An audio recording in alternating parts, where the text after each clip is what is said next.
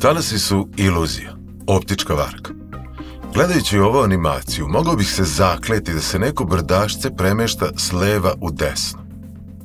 To je zato što je naš mozak izuzetno sposoban da uočava obrazce, bez obzira da li je u pitanju oblik, kao kada u formi oblaka prepoznamo žirafu, ili je u pitanju pokret, kao što je ovde slučaj.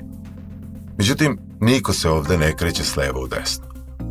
Kreću se crvene kuglice gore-dole, ali očigledno po nekom pravilu. Osciluju oko nekog zamišljenog ravnotežnog položaja, ali tako da svaka naredna kuglica kasni u odnosu na prethodnu. Nije bilo teško kreirati ovu iluziju na kompjuteru. Uprogramiramo neko kašnjenje od kuglice do kuglice i to je to.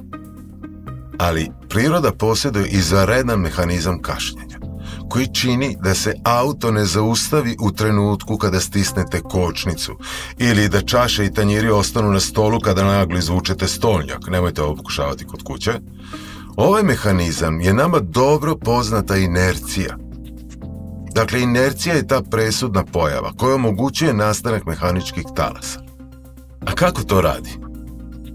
Između molekula neke, na primjer, čvrste supstance deluju međumolekulske sile koje se dovoljno dobro mogu predstaviti modelom opruge.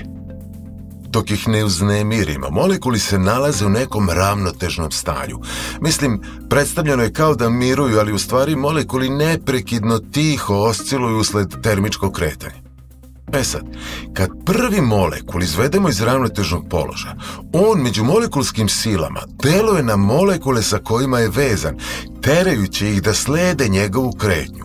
Susedni molekul to i čini, ali sa nekim kašnjenjem, koje je direktna posljedica inercije, odnosno težnje tela da zadrži stanje u kojem se nalazi, mirovanje ili ravnomerno pravolinijsko kretanje, sve dok ga neko ne primora da to stanje promeni, što je u našem slučaju onaj prvi molekul.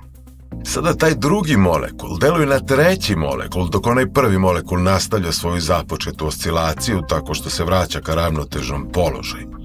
Ovo dejstvo se prenosi na nove molekule, naravno uvek uz neko kašnjenje, čime se manir kretanja prenosi sa leva u desno, od molekula do molekula. Ako to pogledamo iz daljine, opazit ćemo dobro poznati oblik talasa koji se kreće s leva u desno. Dakle, mehanički talas možemo definisati kao poremećaj koji se prenosi kroz neku materijalnu sredinu. Zajedno sa poremećajem prenose se energija i informacija o načinu kretanja, ali nema prenosa čestica. Čestice ostaju gde jesu, samo što osciluju oko ravnotežnog položaja po nekom pravilu.